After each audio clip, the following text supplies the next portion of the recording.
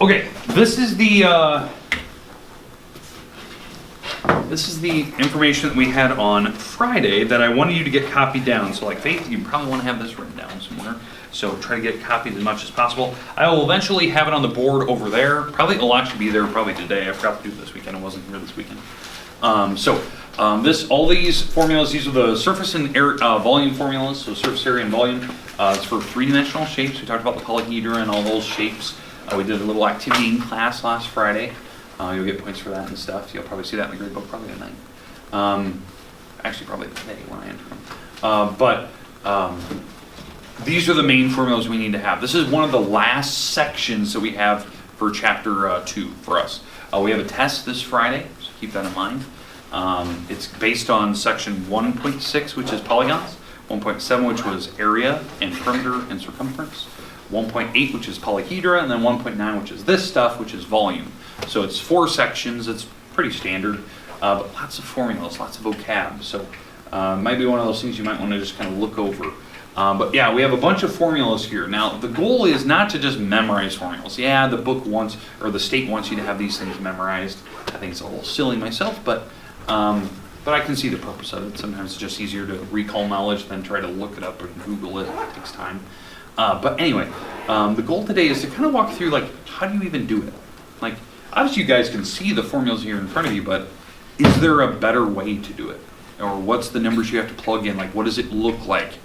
So if you have a calculator or you need to go grab one, I'd recommend it, so take it out. If you know you don't have one, you need to borrow one, I'll hand you one here in a second. But I'll ask you that you wipe it down with a little wet wipe, clean it off a little bit. We're going to do that a lot probably today. Does anyone need a calculator before we get started here? Anyone else? Okay, give me 2. Yeah. So I'm going to ask that you go get a wet wipe to wipe the calculators down just so they're safe and they're clean and all that good stuff. You won't damage them, I'm not too worried about that. We'll need a calculator today. Yep. Anyone else need one? Okay. All right, let's jump right in. I'll give you guys kind of free rein on what numbers we're going to have, but I'm going to pick some of the problems. So the goal is to kind of do maybe a couple of these, maybe 3 or 4 of these. My goal is to get through 3. And then once we're through 3 of them, then tomorrow we'll do the rest of them. So we'll try to do 1 of each type today, so you can kind of see how it works. So I want to do 3 of these, maybe 2 of these tomorrow, and then we're going to get an assignment tomorrow. It'll probably be a worksheet again. I'm expecting about 5 problems on the worksheet. You can probably guess what 5 problems will probably be there. You can kind of read into that. So let's kind of walk through them now. I do want to talk about a couple of things here. So the first one was talking about a prism, right? Notice they don't say what type. This formula here for surface area and volume applies to any type of volume. It could be for any type of prism. It could be for a rectangular prism. Could be for a triangular prism. Could be for a pentagonal prism. It applies to anything. So we could calculate the surface area. So you would have to calculate what the perimeter is, what the height is, what the area of the base is, and multiply it. But you have to identify what type it is, and then we go from there. Now, I'll give you the option. Do you want to do a rectangular prism or a triangular prism today? Triangular. Okay, let's do a triangular prism. So now, if you don't know what a triangular prism looks like, it kind of looks like the tent that I showed you last week, kind of like this. So I'll use the little dashed line so you can see it. There you go. The dashed line's you're not supposed to be able to see those. It's supposed to be in the background. So, okay. So that's a triangular prism, right? It looks like a tent. Now, why do they call it a triangular prism? It's a prism because there's rectangles connecting the 2 bases. The 2 bases are actually the front wall here and the back wall back here. So those are the 2 walls that are parallel. That's how you name prisms. It's the 2 walls that are parallel, the shapes. So now to calculate surface area, you have the formula here in front of you if you want to do it this way. I'll just put it up here and we'll explain the lettering system here. So surface area is P times H plus 2 times V. Okay, fine and dandy. All right, so what that means, the P, this is perimeter. and it's perimeter of the base. It's perimeter of the base, so whatever your base is. So let's say the base is obviously how you name it. So the base on this particular picture is actually the triangles. So these are the bases. I know it's not sitting on it, but how you name a prism is by its base. Wait, are we doing the rectangular one? We're doing the triangular. You put the rectangular. Yeah, the formula still works. Oh. So yeah, because if you look, the formula for a prism is all the same formula. It doesn't matter what type of prism it is. That's why they didn't name it rectangular. They said prism. Yeah, it's wild, right? So it applies to any. Yeah, so good question though, right? So it is a perimeter of the base. So in my case, the triangle's the base. On that picture, it'd be the rectangle, right? If it was a pentagon, you look at the perimeter of the pentagon, right? Then you take it times how tall it is. Well, if these are my bases, the height would actually be this wall. That's how, so you imagine like you put the tent up on its top. So kind of like on Friday when I gave you that little activity where I had that triangular prism kind of standing up on its end, this would be how tall it is. That's the height. And then these would be the bases, would be the triangles at the very, very bottom, right? Top and bottom.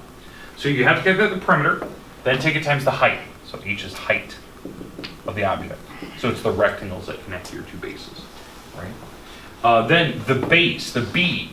So you take 2 times the base, and this is the area of the base.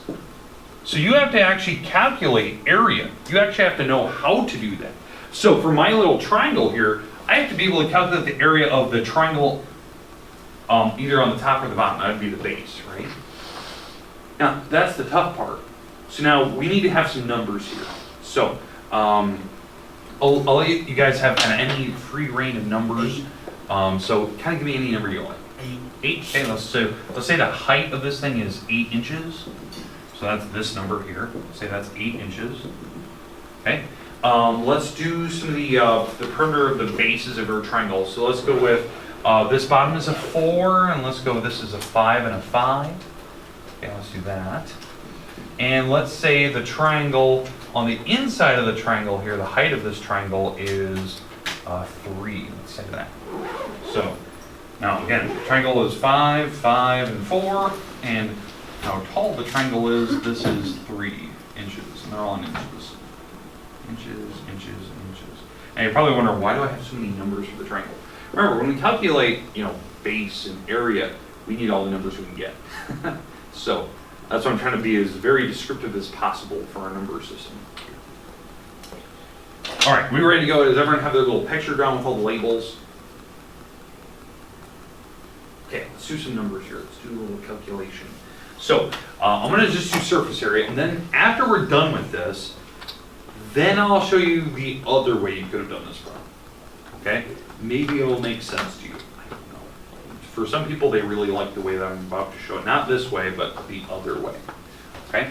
All right, so we're doing the surface area. Now, if you don't remember what the definition of that means, it means that, okay, so you can see this is a 3-dimensional object, right? You're trying to find the area of every face. Right? Top, bottom, right, left, back. So every wall, and what area means is how many little tiles can fit on the surface. So if you look at my floor, there's tiles on the floor. So you imagine that every surface of this thing is covered in tiles. So the formula the book gives you is this one. This is the one that they want you to know, because it applies to every type of prism. That was the question we had earlier, right? Well, this applies to any form. So you take the perimeter. So the perimeter of the base. How do I find the perimeter of this triangle? Add it all up. Yeah. 5 plus 5 plus 4. You add up the walls, right? Not the inside of the triangle, but the outside.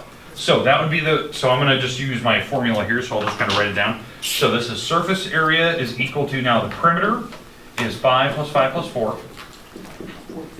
Okay, good. Yeah, I agree with that. And that would be inches, right? Then we're going to take it times its height. Because I'm just following this formula, by the way, if you want to know like what I'm doing. That's the formula I'm using. So what is the height of my object? 8. That's how tall it is, right? So, okay, good.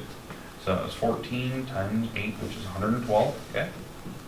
And that'd be inches squared. Okay, and then we're going to add the 2 times the base. So 2 times the area of the base, that's the 2b part. 2 times the area of the base. So, all right, now, how do we calculate the area of a triangle? This is the base, right? The base of the triangles. How do you calculate area? Base times height divided Exactly. So for this little triangle here, to calculate its area, you take the base times how tall it is, and then cut it in half. Six. So, yep, we're taking 3 times 4, because that's the base and the height of that little triangle, and then we cut that answer in half. And you're absolutely right. So 3 times 4 is 12, we cut it in half, that's 6. And then when we multiply that, that would be 12 inches squared, 2 times 6. And then we add them together, and what was the answer? 124. 124 inches squared. All right, now that's the way the book wants you to do it. Okay. Fine and dandy, makes a lot of sense. It's the quickest way if you know the formula. Now, for some people, they like that. They can follow it. It works for any type of shape. You just have to know what your bases are, and then just do the little calculations. I think of this problem very, very differently. I know, like, that's kind of how all math is, but I think of the problem very differently. How I see this problem is that there is 5 walls to this picture. There's 5 individual, like, faces, right? There's the front of the tent, there's the back of the tent, there's this wall right here, there's the wall on the back side, and then there's the wall on the floor where you'd sleep. That's how I think of it. That's how I think of surface area. You're looking at every wall that makes up your tent. And so what I do, and this is very different than their formula, I just calculate the area of each one individually. Oh, that's fine. And then I just add them up. It's the same thing, right? So I'll just show you the ease of it, right? This is just how I think of it. It's very different. You don't have to do this. Maybe you like the formula works, stick with the formula. But this, if that formula fails you, you can always resort to the easy stuff. So I'm just going to get rid of this picture here, just so I can show you what I'm talking about. And I'm still doing surface area. I haven't went on to volume yet. Okay, so these are the area formulas we had last week, right? I think it was like last Monday and Tuesday and Wednesday, right? This is all I think about when I talk about surface area. I just think about, okay, what are the individual things I'm looking at? Is it a triangle? Is it a rectangle? What am I looking at? And then that's what I apply here. So the front, well, the front's a triangle, okay? So the base of the triangle times the height of the triangle, and then cut it in half, right? That's the area of the front triangle. Again, half times base times height. And I'm going to add that to the back of the tent. The back of the tent was the same exact triangle. Half the base times height. So right now, that's my 2 areas, the front and the back of the tent. Then I'm just going to add the areas of each wall. So like this side of the tent, what's the dimension of this rectangle? Say it again? 5 and 8. 5 and 8, right? Its length is 8, its height was 5, right? It's just a rectangle, it's the side of the wall. So 5 times 8.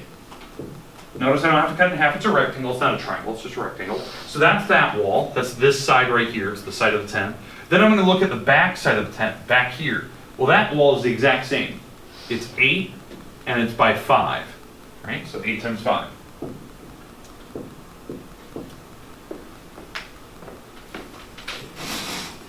And then the bottom of the tent, so like the floor you sleep on, well, that floor was 4 by 8. It was 4 across, that's like the width of the floor that you're sleeping on, and then goes 8 to the back, so 4 times 8. Rectangles are easy, it's just length times width, right? You don't have to do anything fancy with it. If you add those up, like you multiply and you add them up, guess what you get? Same answer? Same answer. It's just more steps. Yeah, maybe it's not more steps, it's just a different way to look at it. Maybe that works for you, like mentally. Like you can kind of like put that together. Like, oh, that makes sense. I can do it that way. Because that one doesn't require that you know the crazy formula. The formula's the same, right? But it's just a different way of looking at it. It's just an easy way to do it. All right. Questions though? Yeah, that works for any type of shape. You know, the way I'm doing this. You just find every wall. Could be more, right? If you're doing this, if I went back to it, if you're looking at a cube, well, a cube has 6 walls, not 5. So you have to find the area of each wall, or just do this one, and it would work. Okay, any questions with surface area though? Like what it is, what it stands for? Hopefully that made sense to you. It's the same thing, it was just looking at every wall separately, as opposed to just regurgitating a formula and just kind of going blindly into like what is it actually doing. This is what it's actually doing. That's the real stuff. All right. Questions though? Okay, let's go to volume now. We haven't done volume yet, so let me go back to that volume formula. That was just surface area. Here we go. Okay, so volume. Now the volume formula works again. It's the same exact formula. So volume is base times height, or the area of the base times the height. That is exactly how I calculate it as well. I don't have any weird other way of like looking at it differently.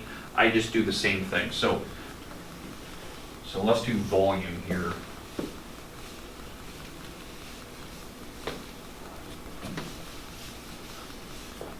So again, volume of any type of prism, it doesn't matter if it's triangular or rectangular or pentagonal, it doesn't matter. You take the base, whatever the area is, times the height. So again, B stands for area of the base of your object, whatever that type of prism is. So you have to know it by its shape. And then you take it times its height. That's it. So how, the easiest way I always think of it is like, imagine you had, maybe I have a good example here. Yeah. Okay, yeah, this will work. Okay.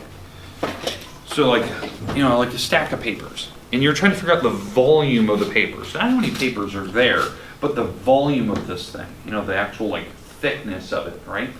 So what you do is you find the area of the bottom of it. So like if you're playing with like a deck of cards, you find the area of one card. That's the base, right? That's the area of the base, the bottom. And then you take it times how tall it is. And that will give you the volume of all of them. And that's kind of difficult because the card's very thin. But that's how you do it. That's like the easiest way I can describe it to you. That's how you find volume to something. So like on this picture, the area is the rectangle. So area is very easy. It's just length times width. And then after you're done with that, then you take it times how tall the object is. But on my little tent, what is the base of my tent? Well, yeah, it's the triangle, right? So the triangle, my base of my object is 3 times 4 cut in half, right? Because it's the area of the triangle. That's the base. And then all I do is, that's the area of the base. So again, that's the area of my triangle. And then I'm going to take it times the height. Well, how tall is it? 8 inches. Right?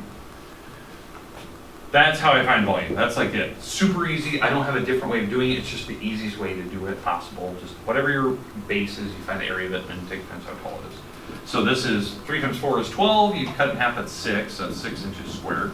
And we're going to take it times 8 inches, which ends up being 48 inches cubed. And notice this. Volume is cubed, not square, it's cubed. That's volume. It's how many like bales could fit. Bales are 3-dimensional. So that's how I think the little powers of 3. You could say cubic feet, or sorry, cubic inches, I should say.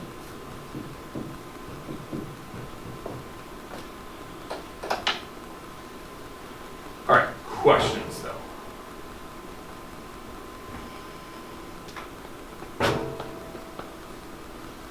Okay, just kind of different way of doing it. I just think once you see an example of it, it makes sense. You just have to see 1 or 2 of them. Tomorrow, if we need to, I'll go through another one. Maybe we'll do a rectangle one tomorrow. We'll do a rectangle prism if that's what you want to see. The homework, you'll probably see 1. You'll see 1 type of prism, something you can calculate. So I'm not going to pick some weird obscure one that you don't know how to do it. All right, but anyways, questions? Okay, that was first problem. Let's do the second problem. I'll give you guys kind of an option. You can pick any one out of the middle, unless you just want to just keep going in order. It's kind of you. If you want to pick any of these 3, or if you just want to keep going in order, you can do it that way. Whatever you want. What do you guys want to do? order. Say again? Order. Order? Okay, let's go in order. So let's do the regular pyramid. So the pyramid, again, this could be any type of pyramid. It could be, in this case, that is a square pyramid. I could do a triangular pyramid. It applies to any type. They didn't just say it had to be a rectangular pyramid. It could be any type. Yeah, we did. Yeah. The only thing is, like, whatever type of pyramid I give you, we have to be able to calculate the area of it. Like an octagon. If we pick an octagonal pyramid where it looks kind of like a teepee, right? I don't know how to find the area of an octagon. I don't have that. I mean, I could. It would just take a very long time to do it. Lots of weird lines I have to be drawing, and I don't want to do that to you. I want to pick something easy, like a rectangle or a triangle. Okay, so let's just do that one today. We'll do a rectangular one. Then tomorrow we'll do a triangular one, so you can see one of each type. Okay? All right, so we're gonna do surface area. So let me draw my little square pyramid here. It's gotta be regular, so that means it's gotta be, you know, all the walls have to be the same kind of dimensions, so. All right, so. Okay, so let's pick the dimensions of the base of my pyramid here. We're gonna go a rectangular pyramid. So what do you want for the dimensions of that thing? What do you want to use for one of the walls? 13. Say it again? 13. 13, okay, we'll go 13 centimeters. And we're gonna say it's a square. Perfect. So, it's a nice little perfect square. So all the walls are 13 on that then. Okay? All right, so that's my little pyramid, base of it, right? It's a little square pyramid, a little rectangular pyramid, whatever you want to call it. And now we need to have a couple of the walls going up, right? They're going up to a point up in the air. So here's my little pyramid. I'll make these really faded in the background. I'm supposed to be able to see that stuff. All right. Okay, so that's supposed to be in the background. So it's my little pyramid, square pyramid. Now all the walls are supposed to be the same. That's why they call it a regular pyramid. So this triangle is supposed to be the same as that little triangle, same as the back one, same as this one. So all four walls of the triangles are all supposed to be the same. So on this one, let's give it some wall length. So 20. Okay, I like that. Let's go 20 up in the air, 20 up in the air, and we'll call this slant. This is a slant line. The slant line is this line it's kind of like you're going down a slide. You're on the surface of the pyramid, sliding down it. It's not on the inside of the pyramid, it's right on the surface of it. Let's give that a number. It's got to be, pick a number that's less than 20. So 19. 19? Okay, cool. Let's do 19. I don't know if that's exact. We'll just go with it. I need to do Pythagorean theorem, but I'm not going to do that today. We'll just make up numbers that could potentially work. All right. All right, so we're going to pick 19 as my slant, and that'll be in centimeters. And the last thing that we'll need is we'll need the height of the pyramid, like how tall the pyramid is. And that's not a slant line, right? Slant's the surface. A height of the pyramid is, so imagine you're in the center of the pyramid, right? There's my pyramid base. You're standing right in the middle of the pyramid, and you're looking up at the top peak. And you're trying to figure out, okay, how tall was that? That's height. It's on the inside. So it's like if you're in like a tent, there could be a pole in the middle of the tent, like a big top tent for circuses, right? That'd be the pole in the center of the tent. That's how tall it is. Height. So what do you guys want for your height? It's gotta be in centimeters. How tall you want this thing? What do you think? 16? Oh, let's do that. 16 centimeters. Like it? Looks good to me. Okay, so that'll be the inside. We're going to use that later. That won't be right away. That'll be at the next one. Okay? All right. So let's do the first formula. So we're going to do the surface area formula. That's this one right here.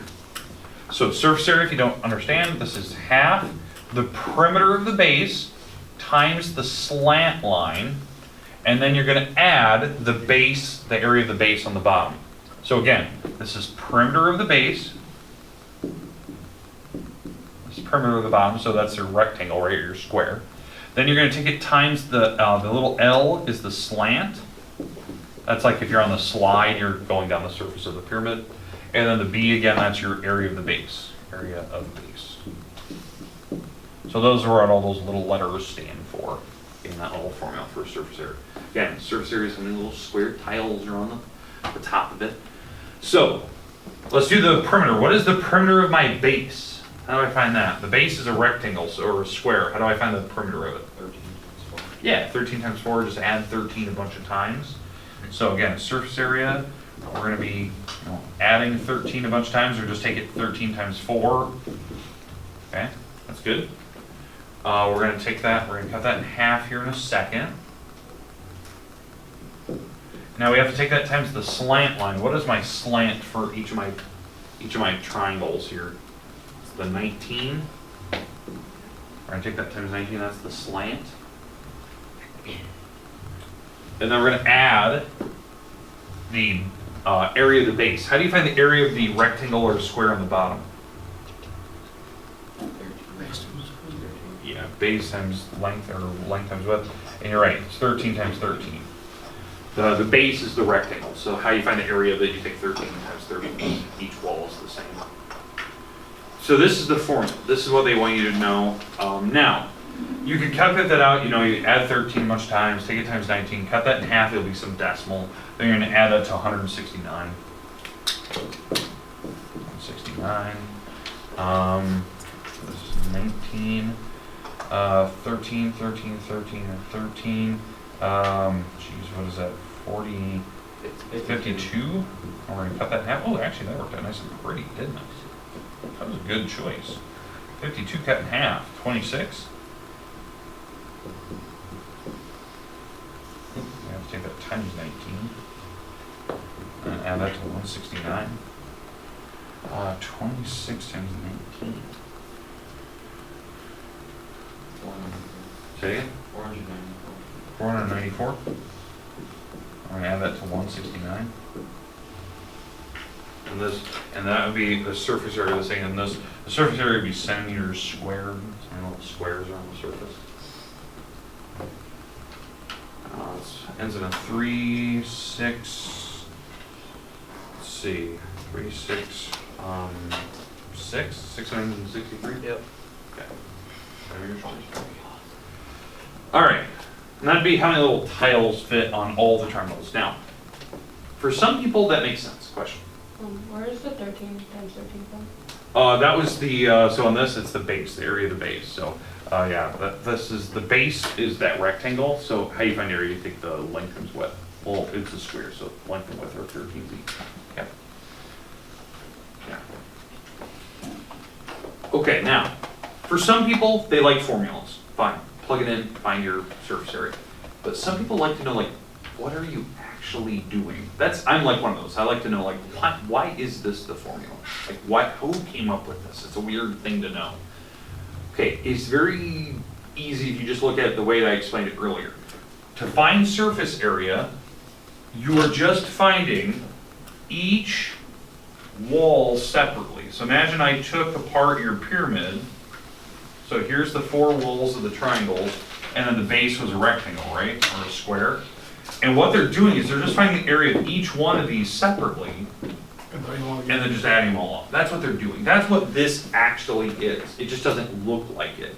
Because each triangle has a base of 13, right? Each triangle has the bottom wall, the base of it's 13, and the height of each triangle is actually the 19. It's your slant line when you look at each triangle separately. So that's where the 19 comes in. That's why the slant was so important, because that's the actual height of the triangle when you look at the wall. And so you're taking 13 times 19 and you're cutting that in half.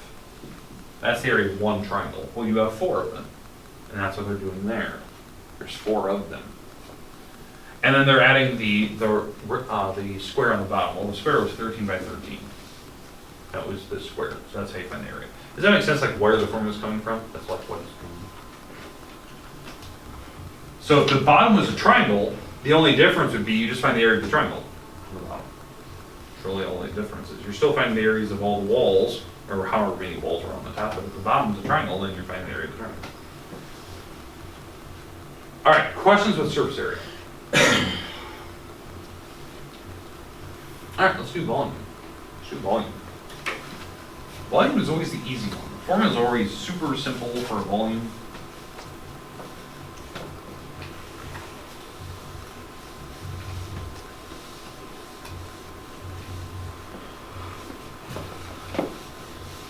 All right, so volume here, if we look at the formula, here's the volume formula for any type of pyramid.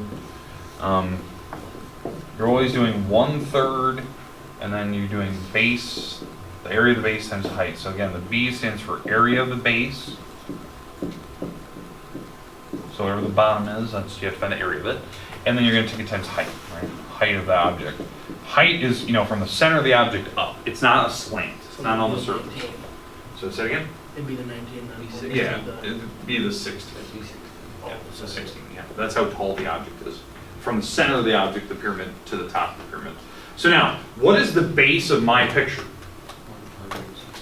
Yeah, it's 169, right? So the 13 by 13. The base is actually the the square on the bottom is 13 by 13, right?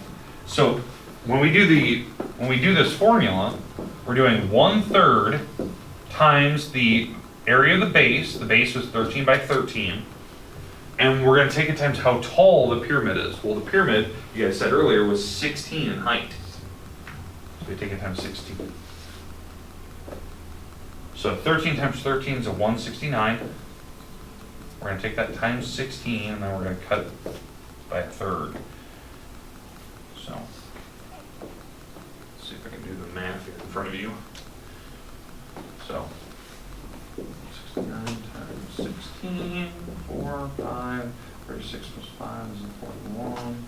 That's a 10, 0, 9, 6, 1, 4, 10, 7, 2. And then we're going to cut that in thirds. So we're going to divide this by 3. By 3. So divide that by 3, that's a 9. It's 27, 0, 0, 0. And 4, that's 4, 3, 1. And it'd be a bunch of 3's repeating. So 901.3 repeating for volume. They label on 901. Again, how I did that, that's just taking the base times the height and then cut it by 1/3. And so volume is always in cubes.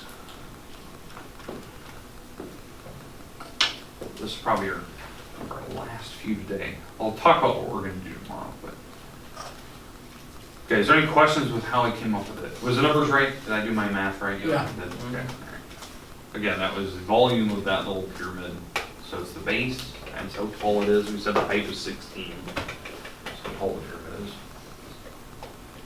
Height is not the slant line, it's the line from the middle. We said that was 16 earlier, I erased it, sorry. Okay, so now tomorrow, we're gonna look at cylinders, cones, and spheres. Now, I don't have a real magical way of doing it. I think for the cylinder I have a pretty interesting way to calculate cylinders. It's just an easy way to look at it. It's kind of different. We'll probably stick with the formulas they have, but the rest of them, like, yeah, we just need to see the formulas because the rest of them are circle based. So we do have to look at it. Now, I do want to explain the pyramid here. As I said, this is the last problem. There's something I want to talk about here. Anyone understand why the pyramid is 1/3? Anyone understand like the idea, like where did 1/3 come into play for that formula? Anyone happen to know an idea why?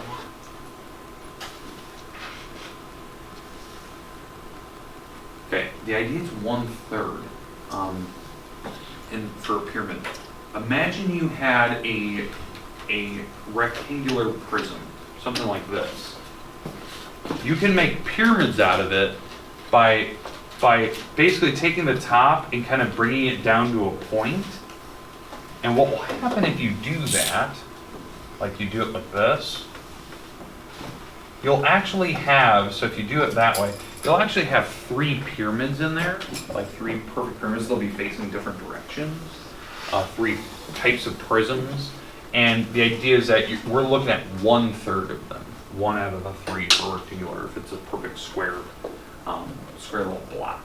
That's the idea where 1/3 comes into play. It's the same concept as this. So let me just show you something here. Same concept as this.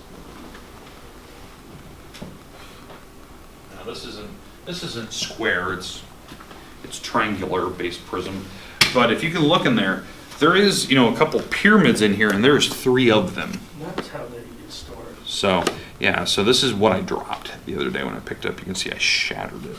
But the idea is that when you take some type of prism, right? Something that's a regular type of prism, and you could break it up into 3 pyramids, and you can see them that each of the objects in here are pyramids. Now they go to a point. Well, this one just happens to be a triangular prism, so all my pyramids would be triangular.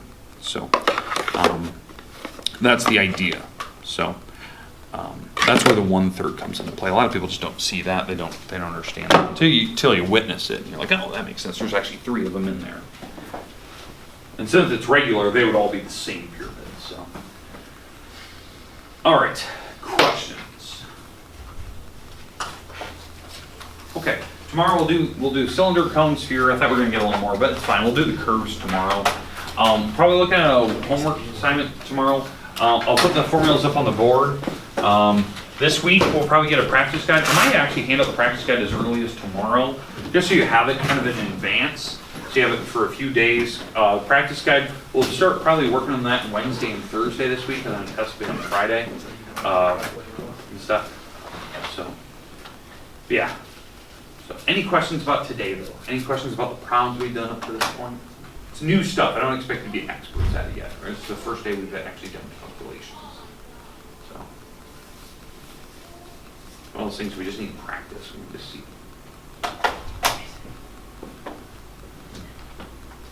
All right. Your grades will be up to date tonight, so I'll be putting in some of the old assignments and taking a retake for me, and I'll be putting that in tonight. All that good stuff, and I'll hand back some papers tomorrow for you. I think the website's up to date, so at least the videos from last week are on. So I'll kind of backdate and still keep going.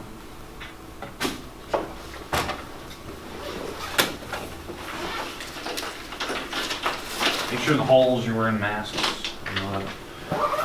Teachers will be kind of on the lookout for that.